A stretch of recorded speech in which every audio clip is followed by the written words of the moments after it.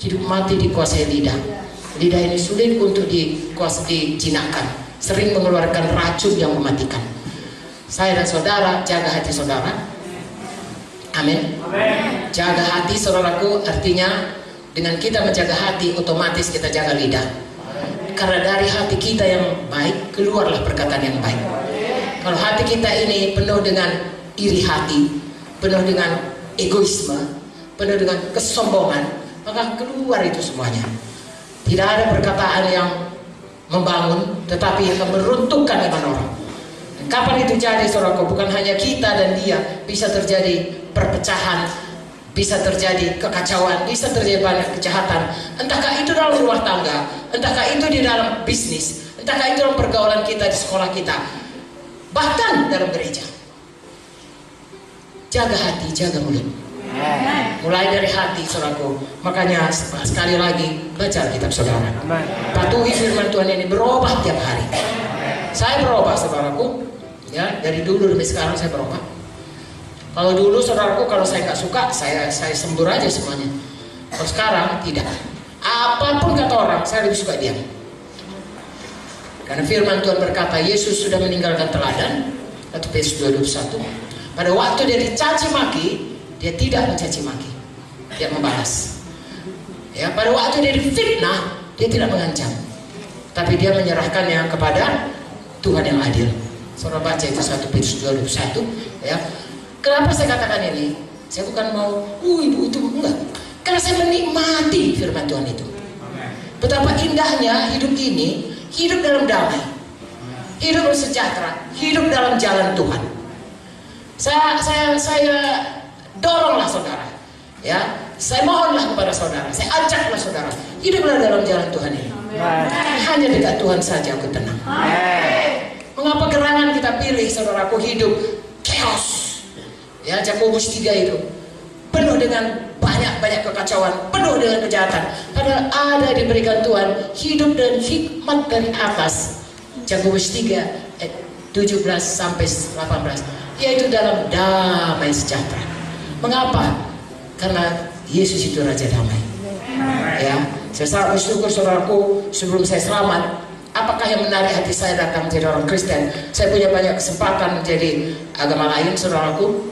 Ya, segala macam agama. Karena kawan saya banyak saudaraku, dari agama apapun ada, dari tidak beragama pun ada. Free thinker yang merasa dirinya pikirannya yang ini banyak saudaraku. Aku gak mau itu, dia katakan. Aku yang penting aku apa yang aku mengerti, yang aku mau ikut. Agama-agama itu gak betul itu. Itu pun ada kawan saya saudaraku. Tapi pada waktu saya baca Alkitab, satu perkara yang saya lihat, Yesus itu damai dan mengasihi. Menarik hati saudaraku. Ya, tidak ada yang lebih daripada Tuhan Yesus. Lalu saya sangat bangga saudaraku. Akhirnya Tuhan mau saudaraku menyelamatkan saya, menjadikan saya anaknya, menjadikan saya biji mata kesayangannya, dan memberikan kasih karunia melimpah-limpah puluhan tahun, sehingga apapun yang jadi, saya tetap berkata, Yesus itu baik. Amen. Yesus itu baik. Amen. Yesus itu baik. Haleluya. Jadi khusus untuk hari ini, di mana kita sudah melaksanakan KKR, saudara dan saya, semua kita, terutama saudara yang berhubungan langsung dengan jiwa-jiwa, itu sudah menjadi seperti tadi anak.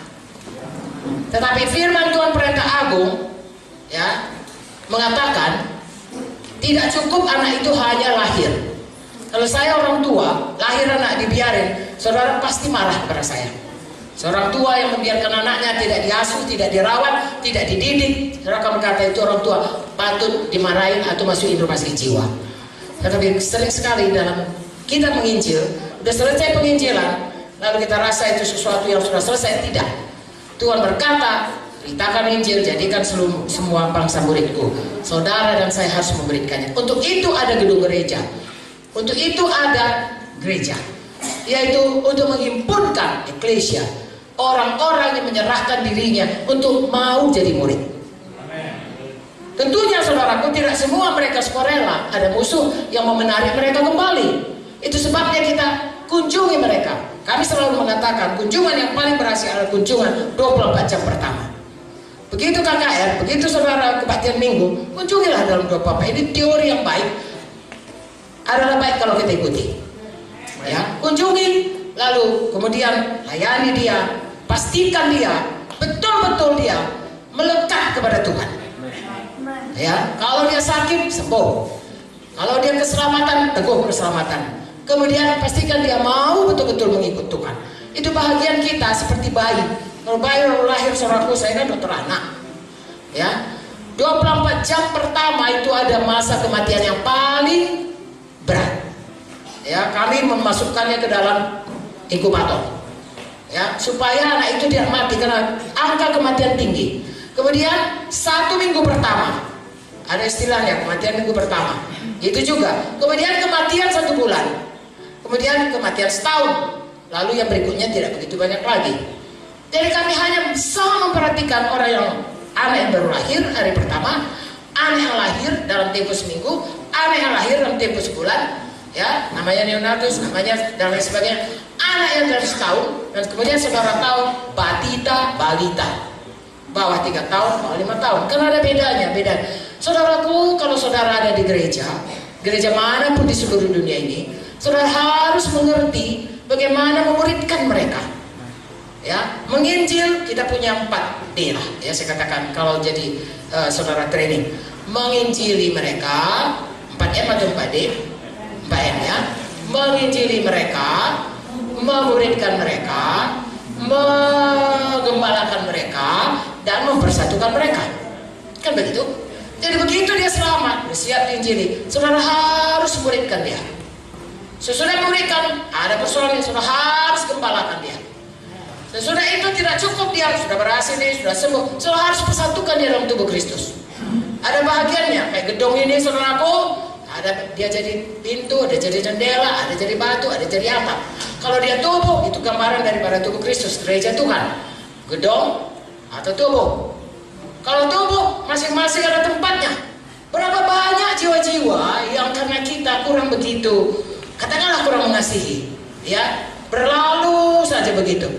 Kalau masih di dalam, seperti nyanyian Grace semalam, masih ada kesempatan, tolonglah saudara, diurus baik-baik itu. Haleluya.